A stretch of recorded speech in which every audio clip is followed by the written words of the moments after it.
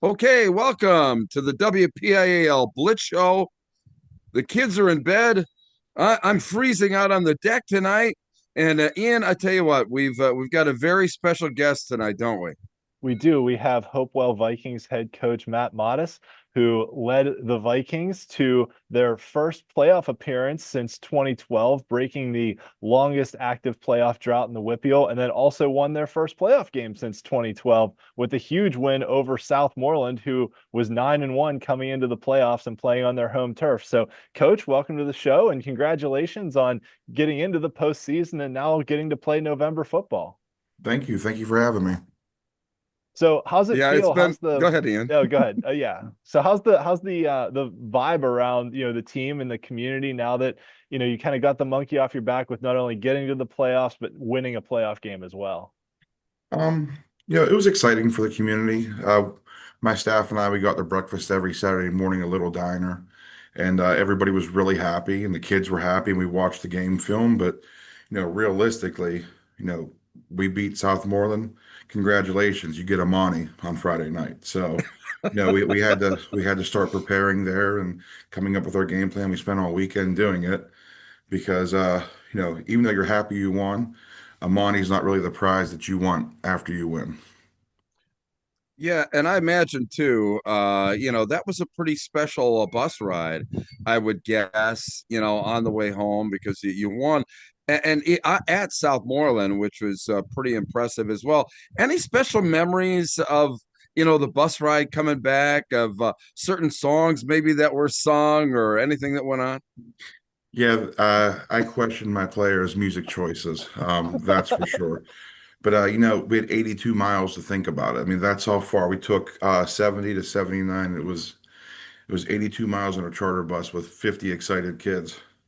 52 Yeah. exact, but Yeah, any special, I mean, any special things that came out of that bus ride other than, it had to be probably maybe too short of a bus ride because all of the memories and all of the work and the culmination of all of this it had to start to sink in when you're on that long bus ride home, right? right. So, first it was excitement and they're playing music. And of course, me being 40 and them being, 16 and 17, some of them were 15, I didn't know any of the music they were listening to. So then I gave a request and they were like, "What's this?" And I was like, "You don't know what this is?" And they're like, "No." And I was like, "Okay." So I guess like maybe like the age gap a little bit with the music really didn't resonate, but just the smiles, just the kids being so excited. This program struggled for so long. It just, um, you know, when I got these kids, they've won one game in their high school career. So, last year we won four, this year we're at seven. So, just keep building off it, just keep doing. We're a relatively young team, but we also have a lot of seniors. So, obviously, about our playmakers are more of the younger kids. Our grinders are more of the seniors. So it was just really special for all of them. Just kind of, you see them getting along and just laughing and joking and smiling, and then, the excitement, the music, and then it gets a little bit more and more quiet over that 82 miles, and then, when you hit 79, everybody's sleeping, and it's at least I know they're not going to get in trouble tonight. Yeah, good stuff. And that's got to be so cool for that senior class that, went through those struggles early in their high school career and saw, everything kind of build up and culminate now. And even for some of the younger players that like I was trying to conceptualize like 2012 from the last time Hopewell made the playoffs to 2025. I was like, wow, some of these like freshmen and sophomores might not have even been born yet, like when the last time Hopewell even made the playoffs, which is kind of crazy to think about that it had been that long, but just the, everything that the program's been through and now, getting back to not only an above 500 season and a playoff berth and a playoff victory, but, now with a chance to go shock the world and beat undefeated Amani team. Right. So you're exactly right. We thought about that as my coaches and I were talking, and I said, half of our kids weren't potty trained the last time that Hopewell won a playoff game. So it is funny. But Yeah. One of the things we were talking about even before we got on the air here, is the fact of kind of the memories of this podcast, and the fact that the memories that you had of coverage of the WPIAL, and how we try and present or whatever like that. That was really kind of flattering. But so what, as a coach, what are some of the things that have you gravitating to watch the podcast regularly? Well, I just kind of curious what everybody else has to say, So it's funny. A few weeks ago, you guys had Dustin Schoaf on the podcast, and I watched Mhm. it. So I picked up something small. He talked about his line being young. So one of the big things that I did was I blitzed him a lot where the line was young and kind of gave them fits. So I picked up a little bit off of what you guys talked about. Maybe a little bit unfair, but just trying to get a little bit of an advantage. Very interesting. We have coaches watching the show for scouting of their opponents. That's a classic, I think, Ian.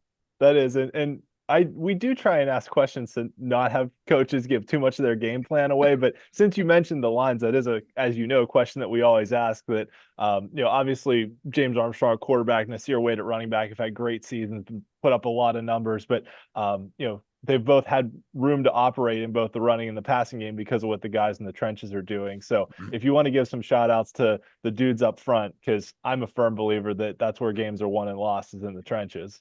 I agree. So I have four seniors starting on the line. I have Nick Thomas, Brian McCabe, Mikey Black.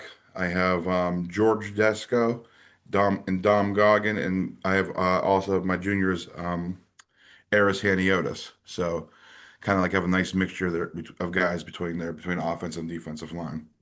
Wow. So what is this week like, for you as far as for preparation? I mean, it's got to be one where, how do you get, the emotion back, in your team, because you went through such an emotional win, and you've got to have that emotion if you're going to be competitive out there with Amani. So what do you do to get that emotion back in these guys? Well, the emotion hasn't left yet. They're still riding high, right? So they're still excited, but just trying to control it, just trying to have them have that emotion, but also focus because they're excited because we won, and they're excited because we're playing November football. But again, they need to pay attention to scouting reports, read them, do everything that we do on a weekly basis to prepare, and keep in the back of their mind like, hey, look, it's everybody's 0-0 every single week. Doesn't matter if you were 10-0 like Avonworth going into the playoffs or 4-6 like Burrow. Like everybody has the same chance. We're 0-0. Just go 1-0 every Friday and you'll be okay. And they did a good job. They're responding well. They focused today. We had a really good practice. We usually don't do a full practice on Mondays. It's more of just like a scouting report. But this today we did do a full practice. Wow, that certainly had to get their attention that this is a big game. Right.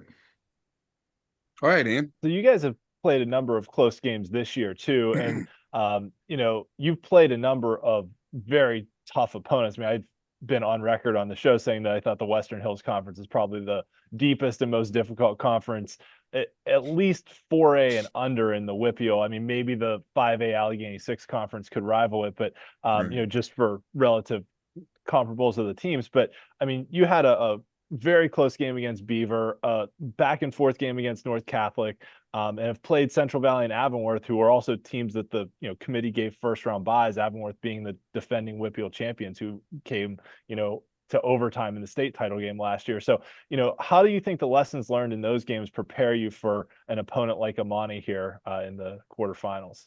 So, I tell my kids all the time, to get tougher, you have to take a beating every now and again. And through our season, we played some really good football teams. If you go back and look at our schedule, 7 teams from our schedule made the playoffs, so that's a lot. But it's like it everywhere in our conference. So, like obviously we have 5 from our conference, and you have like a team like Avonworth as Aliquippa and TJ in there as their non-conference. Then you have Beaver had Mars and Amani. So we had Newcastle in our non-conference. So we get every week is a grind for us. There is like really no easy games. And you take a team like Quaker Valley, who, was 4-6. Coach Eschenbaugh did a fantastic job. and they went and competed with the teams from the other conferences. So, it is it's a bloodbath every single week. Like you just have to be on your toes and like, you know, example, Beaver, you know, we went up early on them. They took the lead. We regained the lead. We threw a pick six and we went down the field with a minute and 50 seconds left and we scored with 3 seconds left in the game and decided to go for two. And then you play Central Valley and it's like, we're just running at each other fullback, Ethan Shear, just 27 carries, um, James was hurt and, we're giving the ball to Nasir and it's, that score could have been, I think it was 23-7, but it could have been 16-14, 21-16, 23-14, 23-21. Just a bounce of the ball and just inches, a game of inches. It's just a grind. Like, North Catholic again, back and forth, back and forth, back and forth. It's just every week is just a grind for us. Mhm. So, but it pays off because like when you play a team like Southmoreland, they haven't seen that grind that we saw. So hopefully that pays dividends this week when we play Amani. Yeah. And just thinking back to last year, Amani's first game in the quarterfinals against Highlands, when you talk about the bounce of the ball, like Highlands was, or yeah, how'd that go? Amani had the ball and then got stopped on a fourth down at the goal line, and Highlands got the ball back, I think with the lead, and then Amani sacked them for a safety. And then, Highlands turned it over and turned it over and Right. turned it over, and it wound up like 31-14. But I think Highlands was winning that game like 14-12 when they got the ball back. And then like It, one, it like you was said, one it was bounce of the seven. It ball. was 17-14. I just watched that Okay. film last night. Okay. It was Yeah. 17-14. Yeah. Okay. I was close. I Right. wasn't That's close. wasn't bad trying to remember a Right. year ago, but Right. yeah, like you said, one bounce of the ball in that game, you look at the final score, you might not think it was that close, but it was like the last 2 minutes of the game, Amani just blew it Right. open. But that's Mhm. the talent they have too, that they can blow it open at any moment. Absolutely. Yeah, Yeah. Coach, I tell you what, it's been a special year for you. Was there any one moment as you think back now to the season at hand where you could see the fact that this group of players was going to be something special for your school? I think there was any particular moment this year. It was more of last year. Like I said, we went 4-6 last year. We didn't get a whole lot of new kids. A lot of the kids played last year. I mean, we had a couple of kids transfer, but just everything we went through. Because, and again, I said you have to take beatings to get a little bit tougher. Last year we played, talking about brutal with Avonworth and Beaver and Central Yeah. Valley and North Catholic. Last year, like that was brutal. Those teams were head and shoulders above us last year. Now this year, we were a little bit more even, but I would say it was last year we played Ambridge when we went for two. We tied it with like I think it was like a minute and 26 seconds left. And we ended up going to overtime, and Ambridge scored, and they kicked the extra point, and then we scored, and we went for two. I think that's where our kids actually started believing themselves, like, okay, look, all right, we won a tight game, like we could do this, and I think that was the turning point for our program. I think for us to get over the hump, we do need a really big signature win. Newcastle was great, but it wasn't a big conference. It wasn't a Central Valley. I think Amani could be that if we're able to beat them. That could be the signature win and the start of something new. But it needs to be a big win to have a signature moment. You got a final question for Coach Arian? Yeah. So you talked a little bit about the community support for the team and all that. If you wanted to just take a moment to talk about some of your assistant coaches too, because obviously it's not just, what the team's doing on the field. There's a lot that goes on behind the scenes with all the preparation and everything else. And, the community support through booster programs and parents showing up and Right. everything else. Right. So my boosters do a great job. They find money, which is, not easy to do. My assistant coaches, they put a ton of time in. I was lucky enough, I have two cousins that coach on my staff, John Rosa and his son Zach. I have two really good friends of mine who are Hopewell graduates. One was on the state championship team, and another one was on a team that lost in the WPIAL finals to West Allegheny, Guy and Jeremy Martini. They do a great job with our line, really turned everything around, just and do a fantastic job. I have I don't know if you remember the name, but at University of Cincinnati, my running backs and D-backs coach, Cradell Kimbrough. he absolutely loves Hopewell and he loves being a part of the program. I have a guy named Scott Agulia. He's from Pittsburgh area originally. He went to University of Nebraska. We picked him up, and a kid that actually was a manager when I played at Aliquippa. He got into coaching a few years ago. He joined my staff. His name's Antoine Townsend, and then we got very lucky. We picked up this year Quaker Valley's defensive coordinator from the 2007 state championship team, Mark Knockle. And then I have Wow. guys like, I have a great guy, Timmy Morgan, who's been basketball coach around the WPIAL for years, is great with kids, and just, he's always the good cop and we're the bad cop. So, between everything, we just have a great staff, and it makes my job easy and it makes me look really good, right? Even though it's not all me.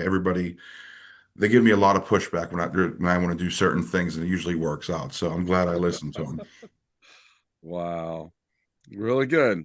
Awesome. Well, thank you so much for joining us tonight, Coach. All the best this Thank week you. and in the future, whether it's this year, next year, wherever it takes you. Wish you all the best of luck. Congratulations on getting to this point, because it's quite the accomplishment. Anytime a team's able to snap a long playoff drought like that, breaking up that culture of losing is a huge deal. And like you said, talked about those games last year that, were that first stepping stone to getting to this year. So, it's a great story. We love to share and tell these kind of stories on the show. So thanks so much for all your support over the years, and go get them this week. Thanks, fellas. Remember, roll Vikes. Talk to you later. Okay, take care. See you later, coach. Bye. Just exit out. All right. Wow. I don't know. That Ian, that had to be one of the more special interviews I think that we've ever had. And a lot of that stems from, the conversation that we had with Matt before we went on the air.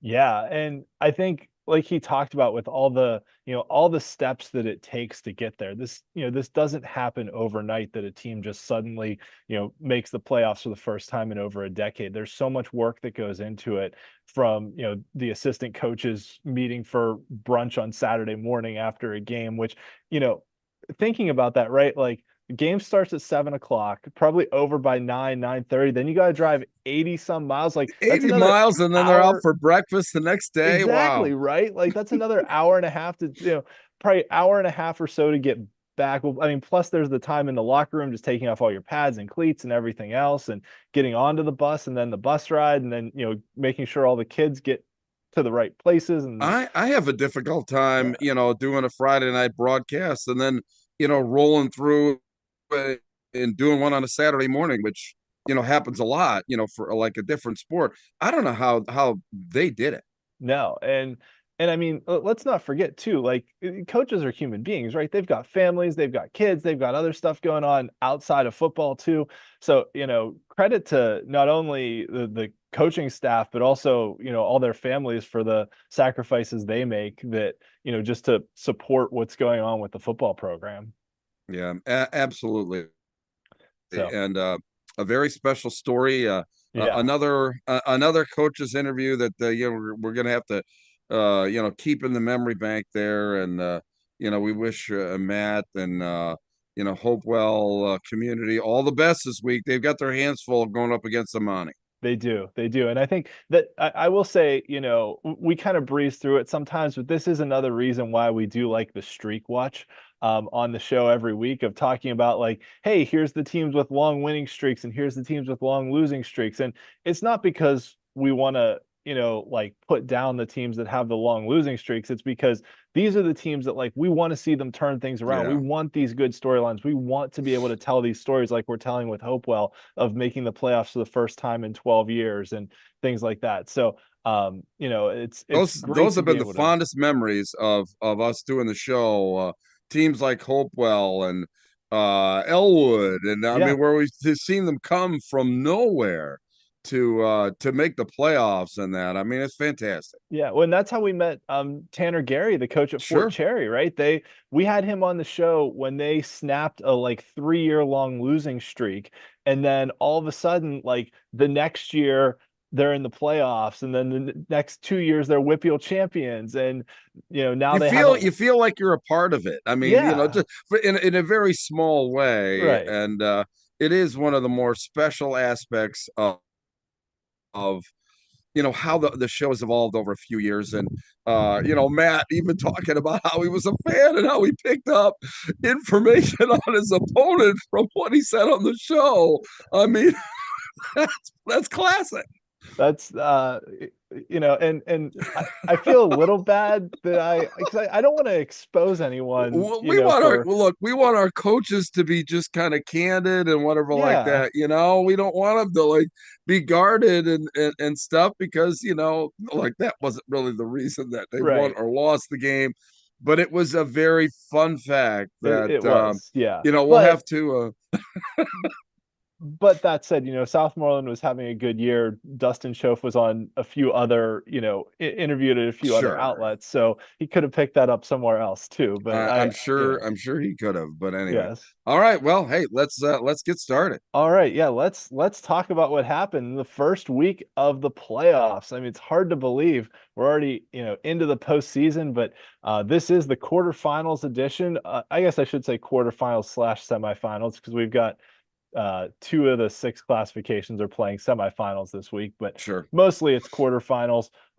So thank you for joining us. You've obviously found us on YouTube. You know where to find us on social media channels, as well as my everything I do on steelcityblitz.com. I'll have breakdowns of all the playoff games coming this week. It was a arduous task last week to try and Ooh. preview like 25 different games, but I'll do it again this week because we're loaded with matchups, all six classifications in action. And really, this week's the big week, right? Because this is when Yes, it everyone's really is. Across the state, it's the big week. yeah, this is where everyone's in action. That like last week, you had some teams that had first round buys, but now it's like all the teams are in action, and this is technically, I It's guess, from the now. It's from now to Cumberland Valley. I mean, yeah, everybody. It's mano y mano, and the teams that earned that week off. Okay, now here we go. yep. And this is, for like you mentioned with the Cumberland Valley, this is technically the round of 32 in the state playoffs Sure. that the winners here, I know the state really only counts, quote unquote, the 16 teams that will be in after this weekend, but anytime you look at a state playoff bracket or anything like Well, that, right. I mean, and you can see that in Chris's brackets, in 2008, in his brackets. I mean, he's got his whole he calls it his state bracket updates, and that's yeah. true. I mean, even though district championships are going on in every classification all around the state, it is still technically, the state tournament and at the district level. Mm-hmm. So we'll talk about that as we go through the show too. So let's get rolling. Let's start with, as we said, our streak watch. So not only did Hopewell snap that 12-year playoff drought to get into the postseason, but Chartiers Houston, who we did talk about briefly last week, got their first playoff victory since 2000, and they actually had the most appearances of any team without a victory since their last playoff win. So they Wow. had 13 losses since their last playoff victory, which was the most of any team in the WPIAL.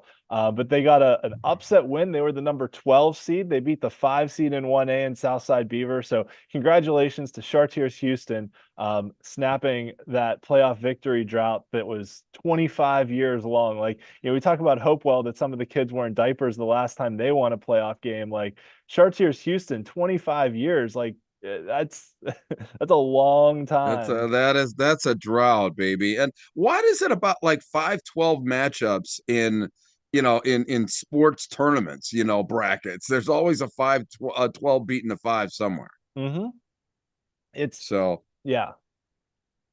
I think some of it with that is that, the fives are usually the ones that are kind of right into that second tier of teams. So they have some flaws. They're a little bit susceptible. And sometimes, like with the NCAA tournament, the 12s are like the best of those small conference winners. I But have a little yeah. thing going on here with the chat. Gary Mullen, though, he's Mr. Clareton Bears again. And then we've got a request from Eric that we need to start doing predictions. I mean, boy, that's a slippery slope. It is a slippery slope. I we can start throwing we've thrown out some predictions here and Yeah. there. But yeah, so I I don't have the live chat up, but was the Clareton comment that Chartiers Houston win in 2000 was over Clareton? Because it No, was. it was just reiterating the fact that Clareton had shutout number 10. Oh yes, yes they did. They did in fact. So But pretty proud of that. That's okay, Gary. I mean, listen, thanks for watching the show. yes, yeah, we appreciate everyone in the chat. If people have questions or comments, feel free to drop them in there. That's why we do the show at 9:30 beyond Ian's kids being to bed. Yes, yes. All right. So other teams that snapped some long droughts, not only Chartiers Houston and Hopewell, who we talked about, but Shaler beat Kiski in the 8-9 game of the 5A playoffs, which was Shaler's first playoff win since 2009. And then another upset that happened in 1A, Fraser beating Tri-County South champion California in the 6-11 game, got their first playoff victory since 2015. So congratulations to the Titans and the Commodores, along with the Bucks and the Vikings. You know, you're not going to have many things to research here. All these streaks coming to ends. Well, There's you're a few. right. There's a few, and I do want to say I think that 6 classes has enabled some of these streaks to end more so than they may have, before the 6 classification era. Sure. Because there's more opportunities for more There's teams more to make the opportunity, playoffs. sure. Yes. Absolutely. And the fact too, the teams keep shuffling around. I mean, everybody gets reclassed after 2 years. I mean, teams are, kind of waffling back and forth between 3A and 4A and 5A and 6A. Yeah. Yeah, absolutely. All right, so let's talk about how some of the first rounds of the playoffs went. The best performances, not really a surprise because we've been talking about how good the 5A Allegheny 6 conference is all year. Moon, Upper St. Clair, Bethel Park all won, and Peters Township had a bye. So the Allegheny 6 will have 4 teams in the 5A quarterfinals. And then the Parkway Conference in 4A, Aliquippa won an upset victory over Trinity, and Newcastle beat Montour head-to-head. So I counted this with the best performances because the Parkway had a head-to-head game against each other. Sure. So there was kind of no other option. It wasn't like they lost to a non-Parkway team. Some of the worst performances, for the 3rd straight year, the 3A Interstate Conference went winless in the first round of the playoffs. Now, conference champion Elizabeth Forward did get a bye, so we'll see how they do this week. The 5A Big East had the top 2 teams get byes, so the other 2 teams lost. And then the Tri-County South in 1A went 0-4, unfortunately, for the Tri-County South. And our buddies at WPIAL Edition said that the Shaler Kiski score was 28-8. Yeah, I have it. Did I type it wrong? Was it 28-9? Oh, well. Yeah. We're off by a point. My apologies. But listen, thanks for WPIAL Edition tuning in. Yeah, we appreciate you guys. Those guys do an awesome job. They do a great job. I mean, I met them at the state semifinal last year, with Central Catholic and Harrisburg up there in Mansion Park, and not a better group of guys covering football, that's for sure. Yeah, and I don't know how they do it all because they run a Facebook page that gets like thousands of posts and comments, and then they they'll go out to games and cover games and all the other stuff they do. So the WPIAL Edition guys, good buddies. We appreciate you. We appreciate them, absolutely. Yes. So, all right. So let's talk about some of our top performers from the first round. It was hard to pick 6 touchdowns. Yeah, it was hard to pick just one. About that. Yeah, but Joey Filitsky, the WPIAL's leading passer and quarterback for North Catholic, and 6 touchdowns is impressive, but 23 of 24. He only had 1 incompletion for 433 yards and 6 touchdowns in North. And that's a playoff game. This wasn't against the Little Sisters of the Poor. I mean, This is a playoff game. Yeah. Yeah, just so that's why he's at the top of the list. And then Kane Egerton, wide receiver from Thomas Jefferson. So as we've talked about all year, TJ has been built around their running game and Tyler Eber and everything he's done. And TJ had struggled a little bit this year when they had to throw the ball. And then all of a sudden in the playoffs in the first round against Mars, they came out and threw the ball, and Kane Egerton had 2 receiving touchdowns and a 98-yard pick six. So, that really changes the dynamic of what Thomas Jefferson can do if they can get a passing game going. Um, Well, yeah, sometimes it's funny in the playoffs, coaches try and break tendency. And especially in a first round game, I think it's good to put things on film so that the opponents, the rest of the way down the line, have to at least plan against that. yes. Yeah, absolutely. And especially going up against McKeesport now this week, that's something totally different that McKeesport has to prepare for. Sure. And speaking of Smart move. McKeesport, Smart move, in my view. yes. Uh, and speaking of McKeesport, Keemon Spell, Ooh, 187 yards, 4 touchdowns. Another Keemon Spell performance for McKeesport. He's awesome. They're really good, clicking on all cylinders right now. So that's a huge game this week between McKeesport and TJ that we'll talk about. Marcus Council for Aliquippa. So when we talked about Aliquippa the last few weeks, we said, like was kind of common knowledge, that Marcus Council, their Yale committed quarterback, had a leg injury. I think it was a knee, and was yeah. out for the rest of the year because they said on Facebook in multiple places there were news stories that he was out for the rest of the year. He suited up and played in this game and threw the game-winning touchdown pass on basically one leg. Like the kid was supposed to be out for the year and came back and played a playoff game, and they upset Trinity. So like coming back from an injury that was supposed to knock him out for the year definitely gets Marcus Council on my players of the week list. Sure. Jaden Check time, man. Yeah, Jaden McCray from Apollo Ridge. This kid's kind of really flown under the radar this year. Apollo Ridge has been sneaky good in 2A, and he had 4 rushing touchdowns. He's kind of a slot back. He does some receiving, does some rushing for them. But as Craig Wolfley used to like to say, he's the straw that stirs the drink of their offense. And McCray's had a really good year for Apollo Ridge. Chase Fulmer, wide receiver from Fraser, 3 receiving touchdowns in their upset victory, or like we talked about a minute ago, Fraser, their first playoff win since 2012.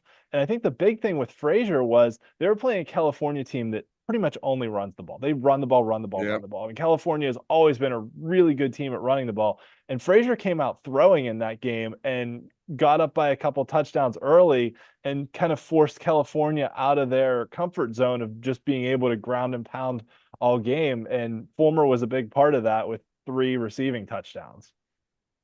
And then finally, Bishop Canavan and Greensburg Central Catholic got into an absolute shootout. And the 2 guys they had at quarterback didn't start the year at quarterback. Both DeMar Olds and Samir Crosby were D1 recruits at wide receiver and played most of the year there. Crosby for Greensburg Central was our player of the week last week, you'll remember, because they moved him back to quarterback and he helped pull that upset over Leechburg. And Greensburg Central was winning this game, I think it was 22-15 at halftime. And Canavan stormed back in the second half and won. But both these guys put up 5 touchdown performances. DeMar Olds, having played wide receiver most of the year, now moving to quarterback, threw for $160 and 2 touchdowns and had 3 rushing touchdowns. Samir Crosby, over 250 yards of total offense, 4 rushing touchdowns and a kick return touchdown. Like this was just toe to toe, back and forth. 2 guys who just gave it their all and, left it all on the line. So what a great performance, just both of them back and forth. Yeah, right. Good stuff. Yeah. All right, so let's start with 6A, where the 6A playoffs, all these teams had a bye last week, so they did not play. And so only 4 made it, and we start in the semifinals. So we'll start with our first semifinal matchup of Central Catholic, the defending champions, facing off with Cannon McMillan, who has never made a WPIAL championship game, where Central has been there for 6 straight years. Central, absolutely the powerhouse. They just beat Cannon Mac, 45-10 in week 9. So they played 2 weeks ago, and Central is loaded and clicking on all cylinders now. I think we said early in the year, back when we had Central's head coach Ryan Lehmeyer on in our preseason show, that this was kind of a Central team that felt like it was going to take a while to start hitting on all cylinders, because they had a sophomore starting quarterback and some other players they just kind of had to work into the rhythm of the offense, that they had returning starters on the lines, but not necessarily at the skill positions. Well, they've worked those guys into the offense, and Yeah. Central made it to the state championship game last year. And as I was putting this together, I was looking at the slides from last year, and they're actually statistically better. Like, they're scoring more points and holding teams to fewer than they were last year at this time. And that team went to the state championship game. Yeah, and and you touched on it there. And I think, the bedrock of this team has been that offensive line. I mean, they've just done a great job. And Coach Lehmeyer, I'll tell you what, I mean, he's got this train on the track, man. And it takes a while to get a train going, but it sure takes a while to kind of stop it too. And this Central Catholic team is just rolling down the track. Yeah, they're an absolute force. And I don't remember who it was in the chat that asked for predictions, but if I had to, I mean, I'll make a prediction here. This is the easy one, that Oh, you're Central really going out Catholic, on a limb, buddy. yes, Central Catholic should roll their way to the 6A WPIAL championship. I mean, and let's also, I think it's fair to mention, what a good story Cannon McMillan is this year. That Sure. their head coach was diagnosed with cancer in the offseason, wasn't able to coach this year. So they had a new head coach, former head coach at Bethel Park, come in, lead the team. So it's been a very emotional season for Cannon McMillan, just to get to this point of, riding that, like, oh, the guy who's been their coach for over a decade has cancer, he can't coach. They have to have another coach, and just everything they've been through to make the playoffs again. For Cannon Mac, it was a big accomplishment for them. So this is a really good story for Cannon Mac. But I think, all things fair, Central beat them 45-10 a couple weeks ago, and I'd expect a fairly similar result this week. Yeah. I nothing more to say about that. I ain't got nothing more to say about that. Well, we've got something to say about this game, because North Allegheny against Norwin, these two teams played a few weeks ago, and Norwin controlled the game, almost pulled off the upset, had a late fumble that North Allegheny turned into the game-winning touchdown and pulled it off 20-17. But we've been talking about, I had that blood in the water slide a few weeks ago for North Allegheny, and that was after they got waxed 67-0 by Pine Richland.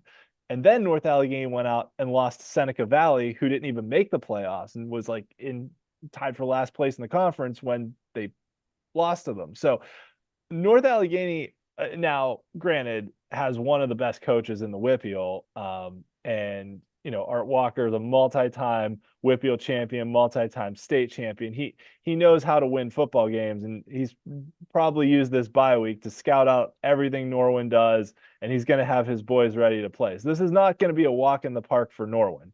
But I think, we talked all year about what's the drama in 6A, what's the big storyline, because it seemed like Central Catholic and North Allegheny were just guaranteed to meet in the championship game for the fourth straight season. But now I think there's a question mark here, and this game is a huge one, that Norwin has a shot to make the first championship game in school history. They've never made the championship game. They only reached the semifinals one other time. That was all the way back in 1999. So I think for Norwin, this is a chance to do something historic, and it would be a great storyline if Norwin was able to upset North Allegheny here in the semifinals. This is their Super Bowl. I mean, Yes. This is Norwin's Super Bowl. That's really difficult to coach against if you're North Allegheny, because, they've got obviously other aspirations. Okay. But Norwin, hey, it's here it is.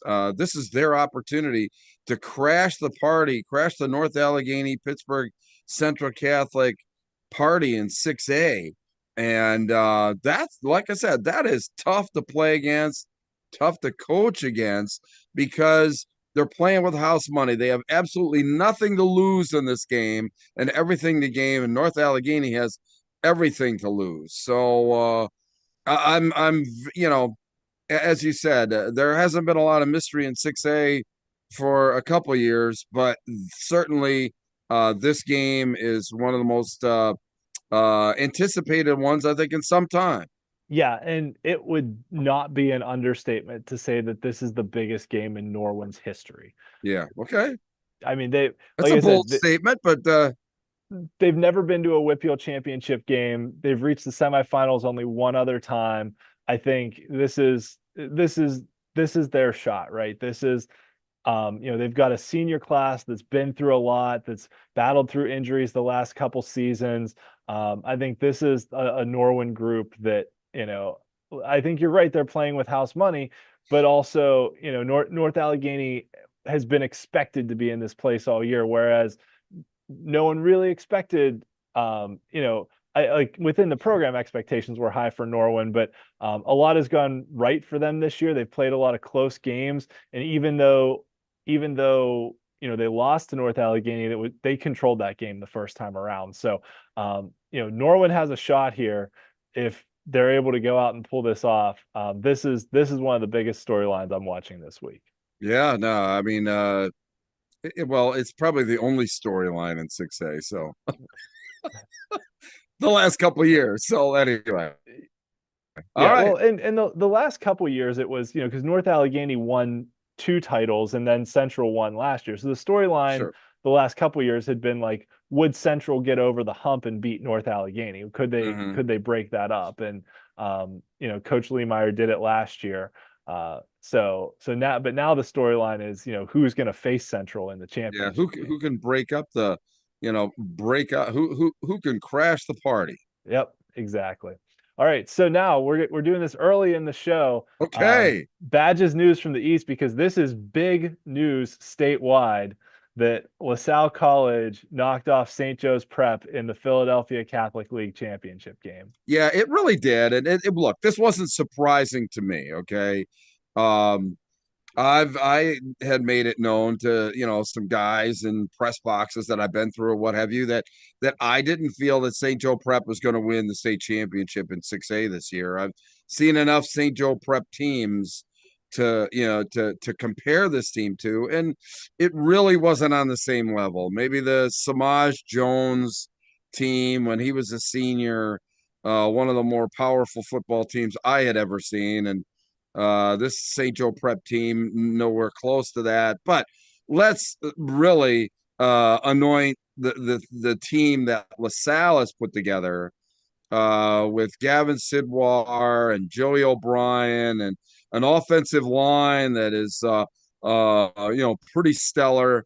I saw them beat St. Joe Prep the first game when they played, and I wasn't expecting anything other than LaSalle to win this game either. But what it does do is it breathes life, as you said. The ding dong, the witch is dead. I think it brings new life into the entire 6A tournament. That everybody has a chance now. The witch is dead, and I think that the excitement is, you know okay, back in it. Not that it wasn't for me, but I think statewide it was just injected a whole nother level of excitement as to who's gonna win this championship this year. And I think that's the best thing that could have happened to the tournament this season. Yeah, and it's kind of like in 2A last year when Southern Columbia got knocked out early by Troy, and it kind of opened things up that it was, can Troy pull this off and go the rest of the way, which they did do. And now it's, LaSalle knocked off St. Joe's Prep, and can LaSalle run the table? And they're certainly an extremely talented team. We saw them, back in week 0 beat Central Catholic pretty handily too.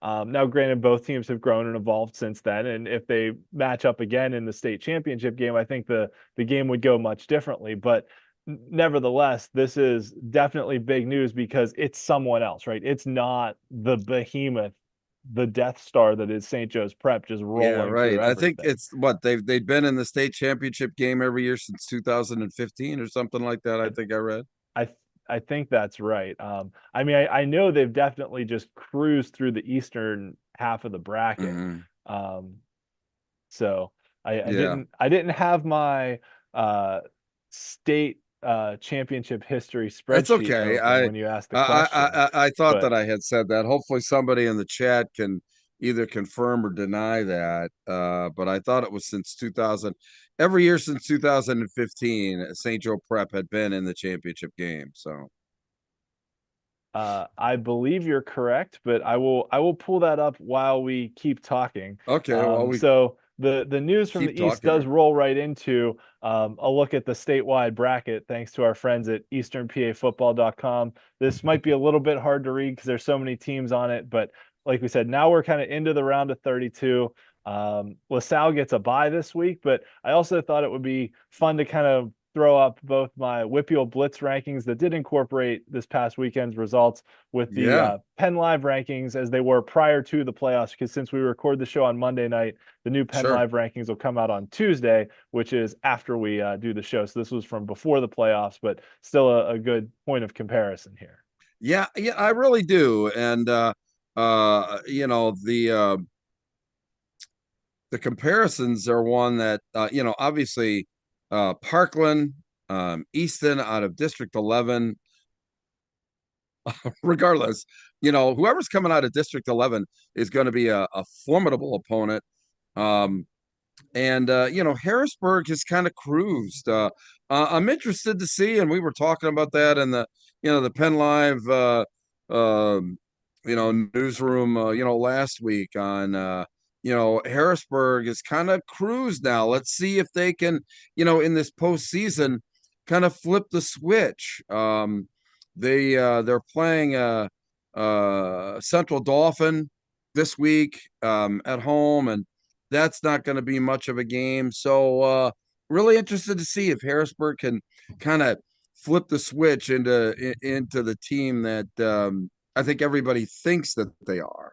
And but man, I tell you what, look at this group of teams in the top 10 across the board, and it's going to be a really fun tournament at 6A.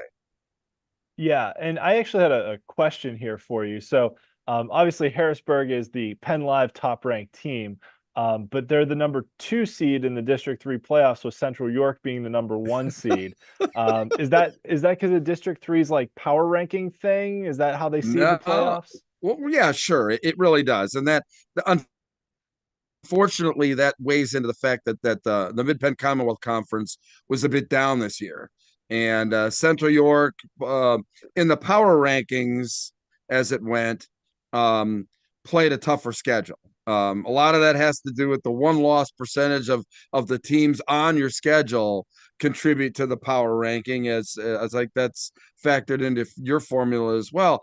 Mhm. And Harrisburg, just the teams that they played in the Mid Penn Commonwealth just weren't very, top notch this year, so to speak. Carlisle, I don't think won a game. Chambersburg was not really that powerful. Central Dauphin was 4-6, and Cumberland Valley 5-5. So not a lot of meat on the bone there in that schedule for Harrisburg. So that's why Central York kind of went over the top. But it really doesn't matter because the District 3 championship game is at a neutral site. So really all you want to be is 1 or 2. That way you get 2 home playoff games, and then you'll play the championship at a neutral site. Okay. I And so the WPIAL teams are at the bottom left of the bracket here in the District 7 spot. So whoever comes out of the WPIAL, which I think most likely is Central Catholic, then will probably face either. If I had to guess, I would probably say State College probably gets past Erie McDowell this week, and Yeah, I don't then know. That's really interesting. It was funny. I was just looking at that. That is a key game that the people in the WPIAL better be paying attention to.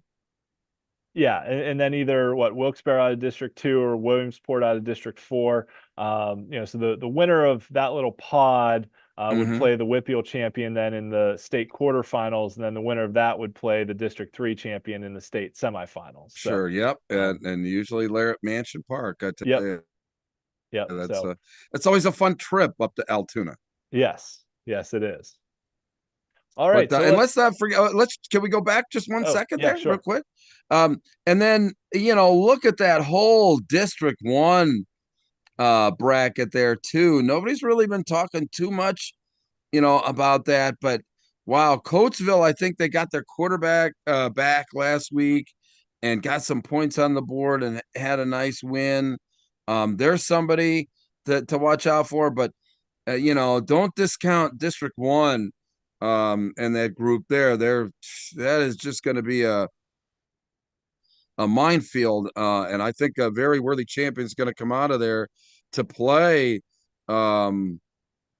LaSalle. Yeah, and I think there was an upset there, right? Owen Roberts knocked off one of Oh, the and Jay Downingtowns. Roberts, yes. Yeah, yeah. Absolutely beating Downingtown West. I don't know if it was that big of an upset, but definitely the history had been, the Downingtowns have kind of ruled that roost. Hmm. Yeah. All right, so let's talk 5A. I got the Shaler score right here. I guess I just mistyped it on the other slide. Shaler getting the win over Kiski. Shaler's first playoff victory since 2009. Their quarterback Aaron Aversa put up 3 total touchdowns. Moon was in a battle with Armstrong for a while and then pulled away late. Their quarterback Andrew Cross had 3 total touchdowns, and Davion Taylor, who's a D1 recruit at defensive end, I think I had read somewhere that he was on pace to break the state career sack record, but I haven't been able to confirm that. But Yeah. Moon has plugged him in at running back a couple times, and they've really used him as like their closer. Because when you have a guy that's that good of an athlete at this level, it's like, oh, it's 4th and 1, and we need to get a first down. We're going to just plug this guy in and hand him the ball, and he'll get us 4 yards. But he scored 2 rushing touchdowns, and they used him a little bit more in this game than they had previously this season. So that's definitely something to watch out for. Bethel Park rolled past North Hills, and Upper St. Clair, their 2 running backs, Dante Curry and John Bradbury, each had 2 touchdowns in their destruction of Plum. So now looking ahead, we've got matchups of Shaler taking on Pine Richland in a rematch of a Week 9 game where Pine Richland won the conference title. Penn Trafford against Moon, Peters Township against Bethel, and then an absolutely phenomenal matchup of Woodland Hills taking on Upper St. Clair. So let's talk about these 4 games. I mentioned Pine Richland and Shaler conference opponents. Pine Richland won 49-17 back in Week 9.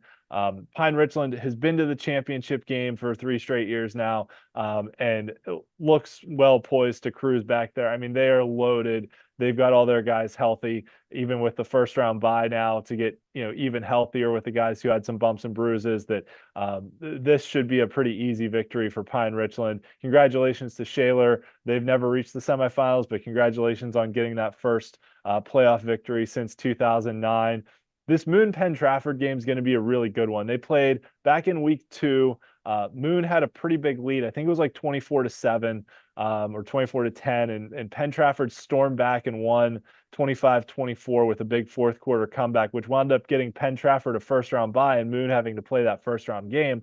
So a little chance at revenge here for Moon, but I mean, these are 2 very evenly matched teams.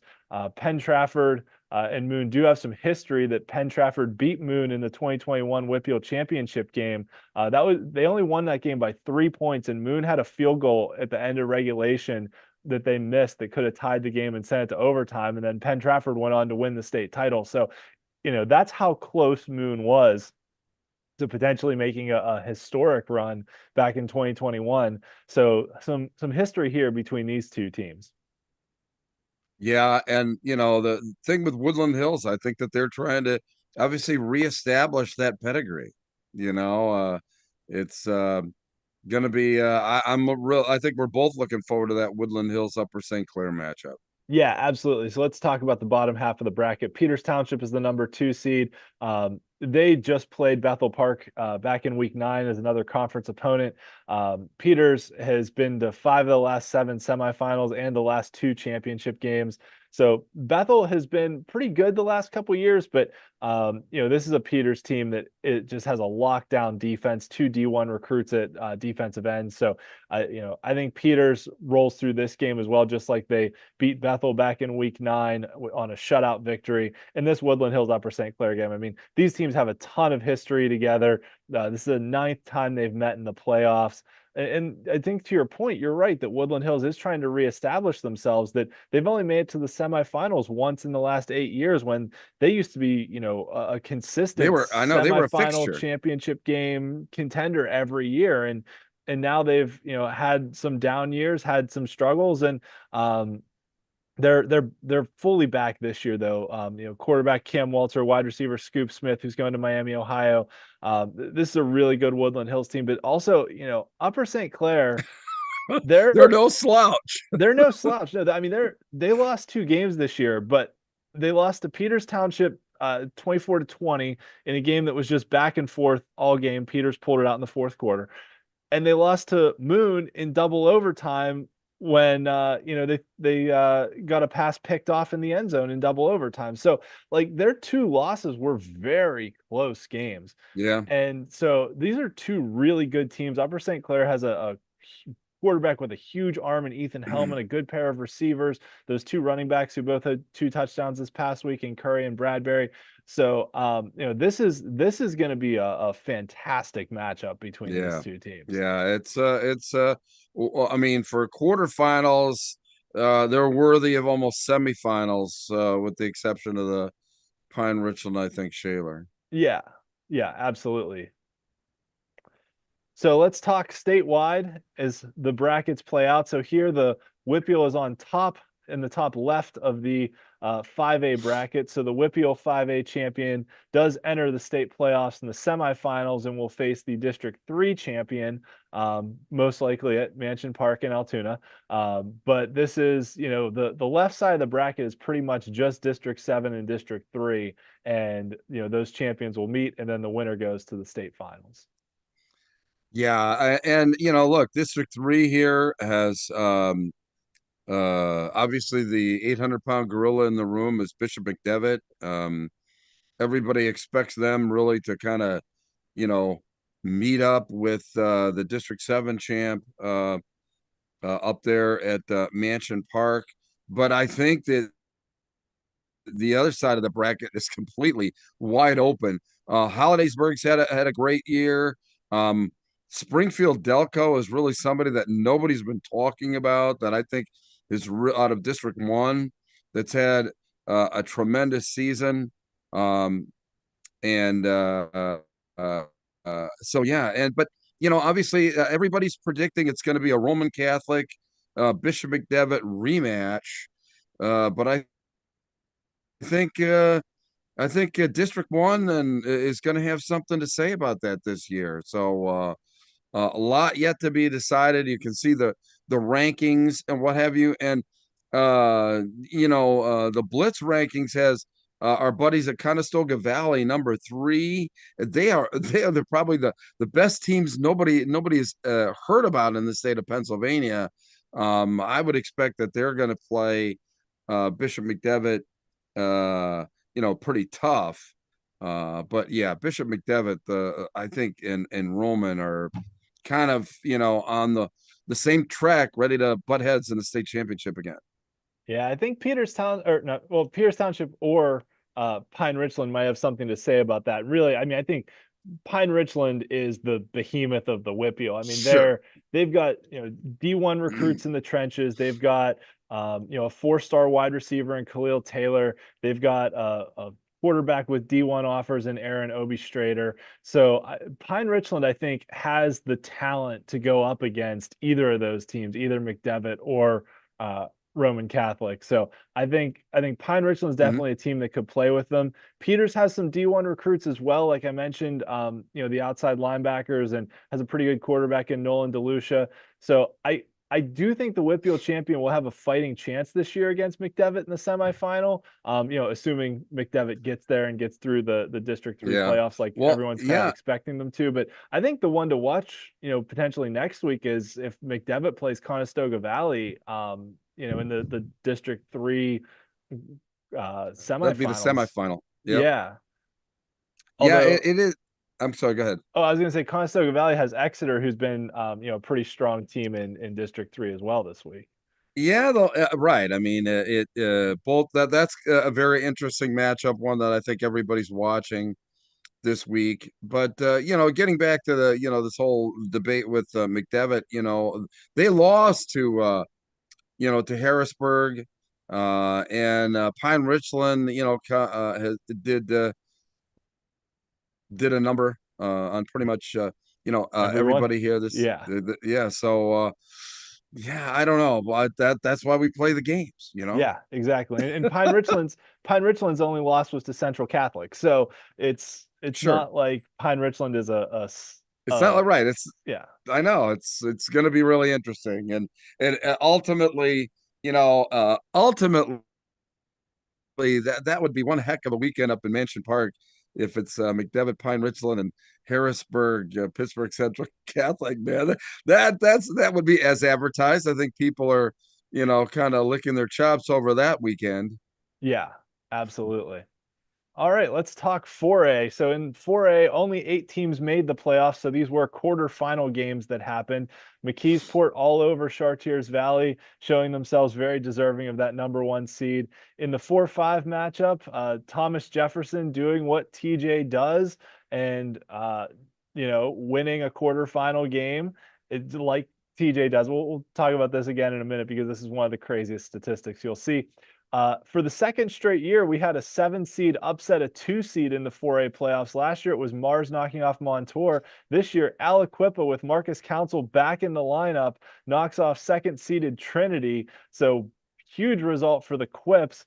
I always tell you never bet against Aliquippa, and this was an Aliquippa team that looked like they were down and out. Their Yale committed quarterback was out for the year. Then all of a sudden, he comes off the sideline New for the life. yeah, and there's new life back in this Quips team, and they're back in the semifinals once again and playing Newcastle, which what a great story for Newcastle, rising up from the bottom of their league last year. They finished in a 3-way tie at the bottom.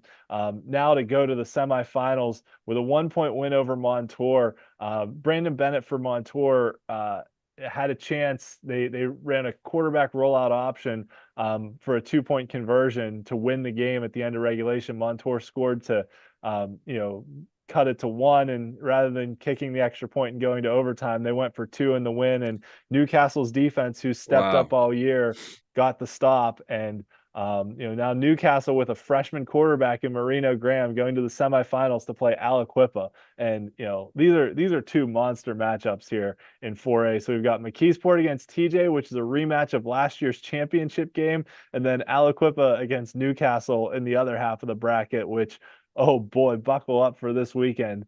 But we'll start with this one. TJ and McKeesport, they met earlier this year. TJ won 16-7. That might be a little bit of a misnomer because McKeesport led the game 7-0 for a long time. TJ scored a touchdown with, I think, about 2 minutes left in the fourth quarter, and then got an interception return for a touchdown to make it 16-7, make it a little bigger a result than it was for most of the game. But McKeesport was without Keemon Spell. So I think this is worth mentioning, and shout out to the folks at the McKeesport Twitter account, because they like to mention to me when I put stats up of how different their stats are when Keemon Spell plays. So I added a little note here in case any of them are Yeah. watching the show, that they average over 51 points a game when Keemon Spell plays. So those 3 games that he didn't play, or 4 games, I think it was, because the one game he suited up for and played like 2 plays and then wasn't able to go with his sprained ankle. But Spell is back, Spell is healthy, and McKeesport's an absolute force. Thomas Jefferson's record is wrong on here. That was their record from last year. I did not update that Last part year. of the slide.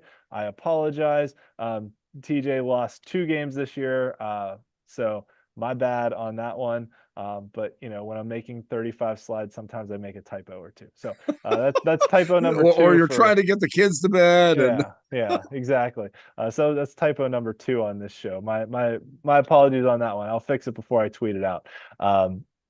But yeah, so these two did meet last year in the WPIAL championship games. So this is a rematch of that. Very familiar with each other. This will be the fourth time that they've met in the last two seasons. So these two teams have a lot of history. They've been conference opponents previously. They're not conference opponents this cycle, but this is a game where there's TJ's history and tradition, and does TJ's coaching with Bill Chirpak, who's won more WPIAL titles than any other coach, versus McKeesport, who hasn't won a WPIAL championship game in 20 years. I know this is a semifinal, but I mean, this is a championship Yeah. caliber matchup, and you're going to get the best of the best here. Yeah, no, absolutely. That's a great stat that you talk about, and the historical comparison between the two schools. I mean, McKeesport, it's not like they've been chopped liver or anything, but yet still having to um get over the top is Right. I think Yeah. something that's key for them this year. Yeah, absolutely. And it's one of those things where, they have a roster with multiple. I mean, Keemon Spell is the, number one recruit in the 2027 class for a reason, right?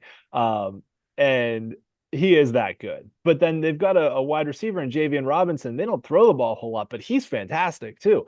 And they've got a defense that's aggressive. They've got a strong offensive line.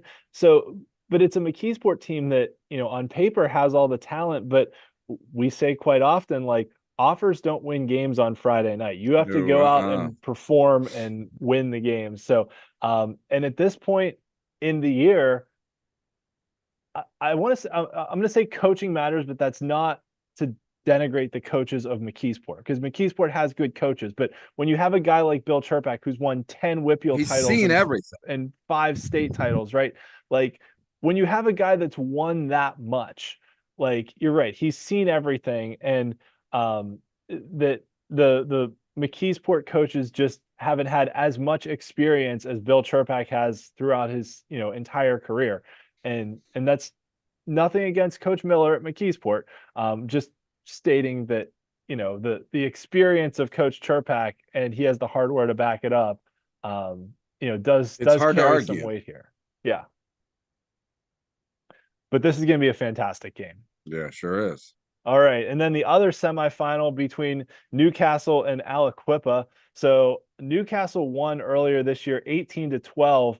They drove down the field in the final minutes and won the game against Aliquippa. So this is another one where this game could go either way. Like, any of these four teams could wind up in the championship game in both of these, semifinal matchups. And I think it's worth noting too that these teams have gotten here with defense. That Newcastle has the number one defense in 4A, Aliquippa has the number 3 defense, and then TJ and McKeesport's defensive stats are correct. It's just TJ's record that's wrong. So you've got the top four, the 4 semifinalists in 4A are the top 4 defenses. And defense does win championships. And for Aliquippa especially, and Newcastle, like, they've come up with key defensive stops throughout the year. And Aliquippa's done it by winning some low-scoring games because they've had to. Newcastle, like we talked about, they've had a bunch of shutouts this year. They just got that big defensive stop on that 2-point conversion by Montour to pull out their quarterfinal game. And I think this is one where there's a lot of history here as well, that these teams, they've only met twice before in the playoffs, but it was both times we're in a championship game. Back in 1942, Newcastle won. In 1987, Aliquippa won. But these teams have played each other a lot over the years. And Aliquippa has a lot of tradition. They got Mike Warfield back on the sidelines. And so I think, what Coach Mo's has done at Newcastle is great. It's awesome. It's bringing Newcastle back to relevance. And I think the other subplot to this game that is worth talking about is, for the longest time, and this doesn't necessarily matter for the players in the field, but this is for the communities. For the longest time, Newcastle had the record as the winningest program in the WPIAL. And a couple years ago, Aliquippa passed them. Yeah, that's right. They went past them. Yeah. So now, looking at the WPIAL all-time wins list, we've got Aliquippa's first, Newcastle's third, Jeanette's second, and Clareton's fifth, and they're playing each other in the 1A playoffs. So we've got Wow. two playoff matchups this week between teams that are in the top 5 in the WPIAL all-time wins list. So you want to talk about games that are just dripping with tradition and history. Like, these are teams that have it in spades. And I think this Aliquippa Newcastle game is definitely about the players on the field and them Yeah, performing not so and much in everything else. recent memory, but in history, yeah. Yeah, there's a lot of meaning to this game too, not only for the players on the field, but for the fan bases, for the communities and everything else. Sure. Absolutely right, Ian. All right, so Good let's stuff. look at the statewide brackets where the PennLive rankings ranked McKeesport. They were just outside my top 10 in my Blitz rankings. But overall, I think this is the most wide open bracket of anyone statewide. Like I look at this statewide bracket and I'm kind of like, man, anyone could win this. Because even like, Bonner Prendy, who won it last year out of District 12, like they've got a pretty tough matchup against Cardinal O'Hara this week in the Philadelphia Catholic League Championship game. So there's a lot of teams capable of making runs here. And I just kind of feel like, any week, any game, this 4A bracket could break in a number of different directions as we go forward. Yeah, I guess that, based on the rankings that you got there, probably the single biggest thing that comes out is the fact of the Twin Valleys number one in the PennLive rankings, and they're unranked in the Blitz rankings. But not that there's anything wrong with that. I mean, because it's a kind of a different set of circumstances. But there are so many good teams in here, undefeated, and obviously why I'm missing still, I think, with a very good team. Their only loss is to Twin Valley. So, I mean, it's not like they haven't performed admirably. And, Shamokin out of District 4, this is a really broad-based look. And we talk about this every year, though, but that the 4A classification is more reflective of the football across the state of Pennsylvania, because really from every corner of the state, District 4, District 12, District 3, District 11, District 1, District 12, everybody's got a really top team that, quite honestly, on any given day could shellac anybody else. So this is going to be a lot of fun. In District 3, either Susquehanna Township, Twin Valley, or Why I'm Missing are going to come out of, that. So there's going to be 3 teams eliminated out of the PennLive rankings to 1. And all 3 teams are just really outstanding, in that regard. So, and as you said, Bonner Prendy's going to have their hands full just to get out of District 12, let alone to get back to the state championship game. Yeah, and even if whoever comes out of District 12, whether it's Cardinal O'Hara, Bonner Prendy, you've been talking about that Pope John Paul team in District 1 for a few years now. So that's a potential state quarterfinal matchup that District 12 against possibly a Pope John Paul, another good matchup. And then the District 11 teams, Allentown Central Catholic against Bethlehem Catholic this week, those are 2 teams that have been playing pretty well. And so yeah, I think there's just a lot of different ways. And I think McKeesport's well deserving of the number 1 seed out of the WPIAL, but let's not forget Thomas Jefferson's the defending WPIAL champions, and they had a lead on Lampeter Strasburg in the state semifinals last year and blew it in the second half. And so TJ's out for some revenge too here, that Sure. they potentially saw themselves as a team that could have made it all the way to the state finals. I do think one other one worth noting, General McLean, who is the 10th ranked team in the PennLive rankings before last week, got upset in the District 10 final by Oil City. Yeah. That was a 16-14 game that Oil City moving on now into the state brackets. Yeah, and Phil's team, Puxatawny, they're still in it. So that'd be interesting to see how that kind of plays out. That could open it up for maybe kind of a dark horse team to get up against the WPIAL. Yeah, that's definitely worth noting because the Punxsutawney Clearfield winner plays Oil City, and then the winner of that game will play the WPIAL champion. So that's definitely one that we want to keep an eye on. All right, let's talk 3A. First round results, Freeport in a back and forth shootout against Beaver, pulled out victory. Amos Glenn, their star running back, had a punt return for a touchdown to put Freeport up for good.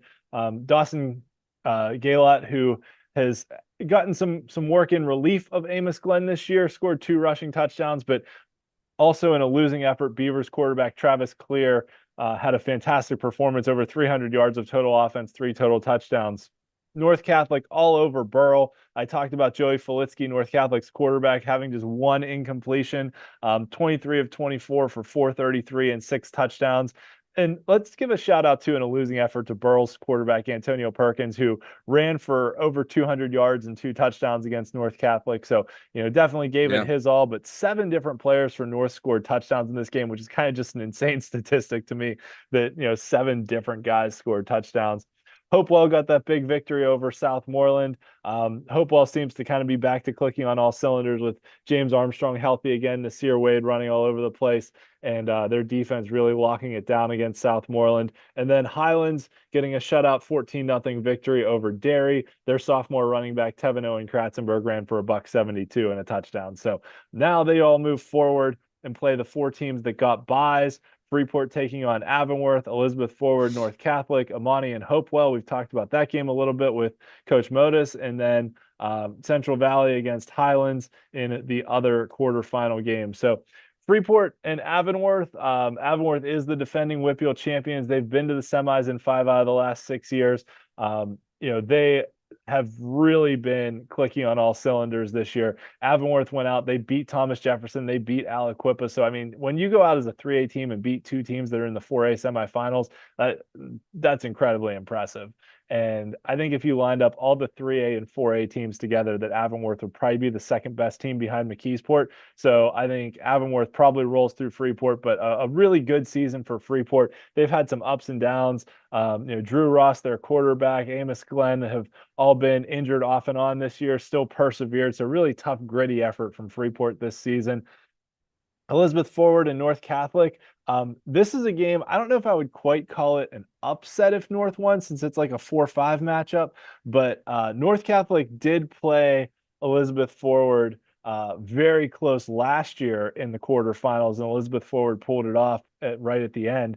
So I think this is one where North Catholic now with the WPIAL's leading passer, this is going to be a game where it's mano a mano between Joey Filitsky, North Catholic's quarterback, and Ryan Messina, Elizabeth Forward's star quarterback. And this is going to be probably the best game of the week in 3A, because both of these teams can just light up the scoreboard and put points on the board. And this is going to be a really good one.